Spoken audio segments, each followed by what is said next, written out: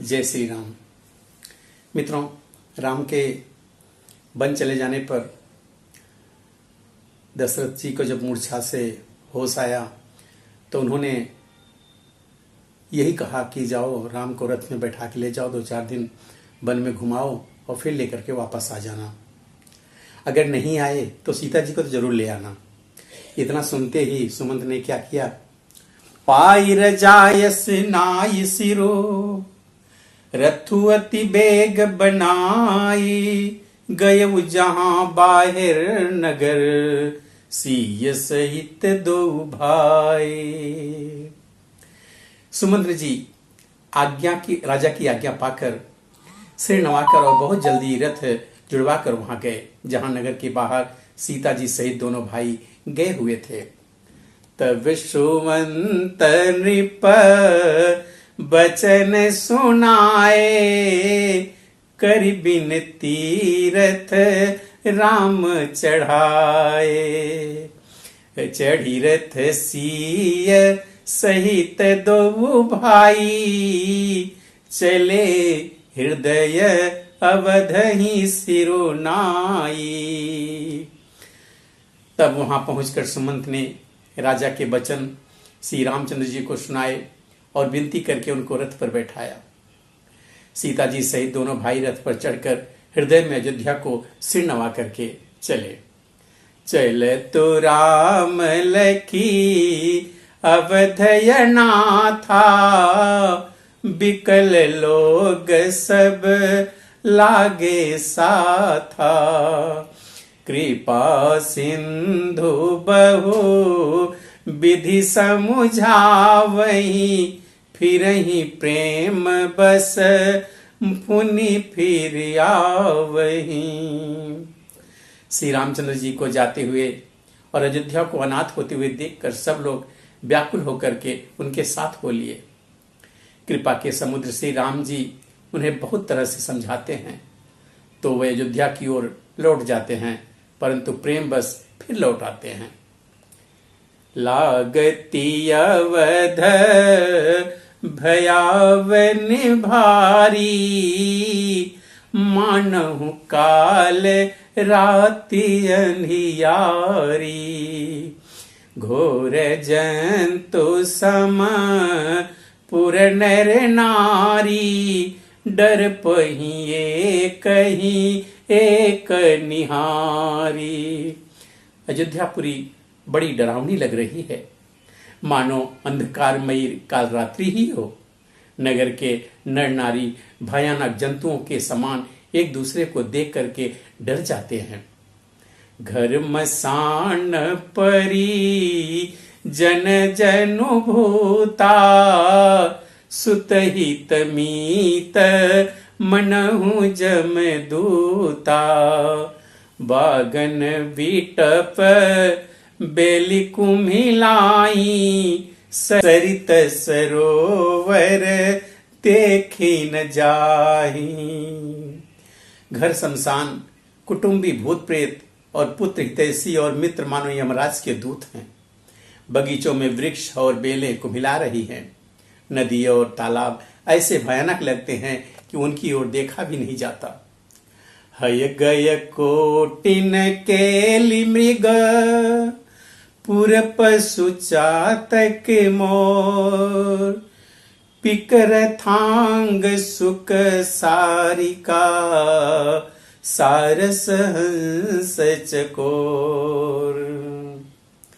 करोड़ों घोड़े हाथी, खेलने के लिए पाले हुए हिरन, नगर के गाय बैल बकरी आदि पशु, पपीहे मोर कोयल चकवे तोते मैना सारस हंस और चकोर।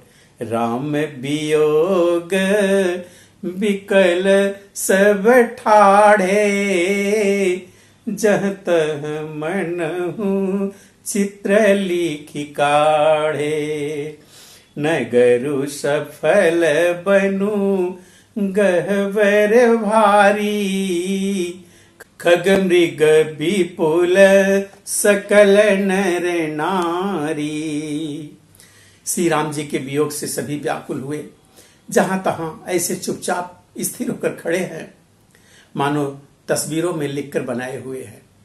नगर मानो फलों से परिपूर्ण बड़ा भारी सघन वन था, मगर निवासी सब स्त्री पुरुष बहुत से पशु पक्षी थे।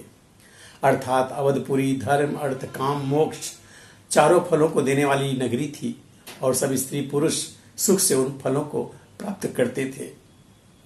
विधि कैकेयी कीरा तिनि कीन्ही देहि दव दुसह दसहु दिस दीन्ही सही न सके रघुवर बिरहागी चले लोग सब व्याकुल भागी। विधाता ने कैकेयी को भिलनी बनाया, जिसने 10 दिशाओं में दुस्सह दावाग्नि मतलब भयानक अग्नि लगा दी। श्री रामचंद्र जी के विरह की इस अग्नि को लोग सह न सके, सब लोग व्याकुल होकर के भाग चले।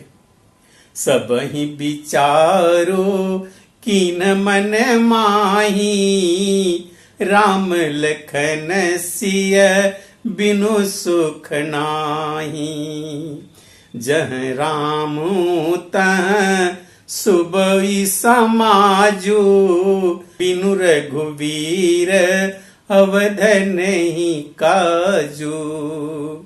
सबने मन में विचार कर लिया कि श्री राम जी, लक्ष्मण जी और सीता जी के बिना सुख नहीं है।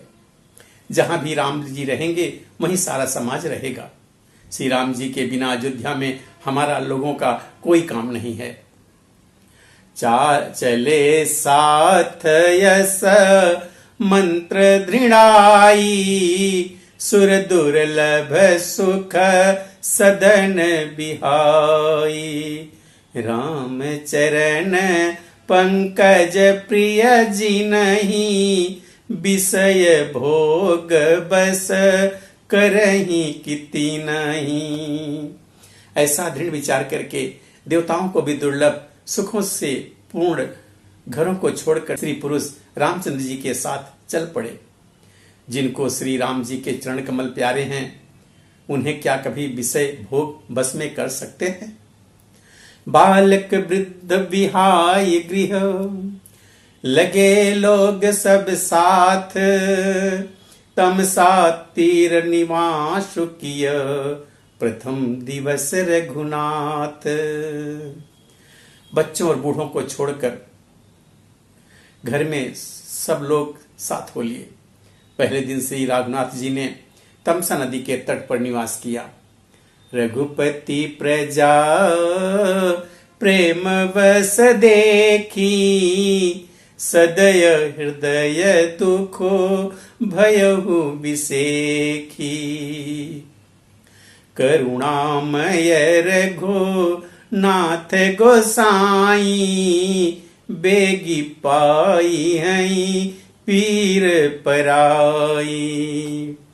राजा को प्रेम बस देखकर श्री रघुनाथ जी के दयालु हृदय में बड़ा दुख हुआ। प्रभु श्री रघुनाथ जी करुणामय हैं, पराई पीड़ा को तुरंत जान जाते हैं, अर्थात दूसरे को दुख देखकर वह तुरंत स्वयं दुखित हो जाते हैं। कही स प्रेम मृदु बचन सुहाए बहुविधि लो राम लोग समुझाए किए धर्म उपदेश घनेरे लोग प्रेम बस फिरहि न फेरे। प्रेम युक्त कोमल और सुंदर वचन कहकर श्री रामचंद्र जी ने बहुत प्रकार से लोगों को समझाया और बहुतेरे धर्म संबंधी उपदेश दिए, परंतु प्रेम बस लोग लौटाए नहीं लौटते थे। सील स्नेहु छाणी नहीं जाई असमंजस बस भैर घुराई लोग सोग श्रम बस गए सोई कछुक देव मायामति मोई। सील और स्नेह छोड़ा नहीं जाता। श्री रघुनाथ जी असमंजस के अधीन हो गए, दुविधा में पड़ गए। शोक और परिश्रम थकावट के मारे लोग सो गए और कुछ देवताओं की माया से भी उनकी बुद्धि मोहित हो गई। जब ही जाम जुग जामिनी बीती, राम सचिव सन कहेहु सप्रीति। खोज मारी रथ हाकऊ ताता, आन उपाय बनी नहीं बाता।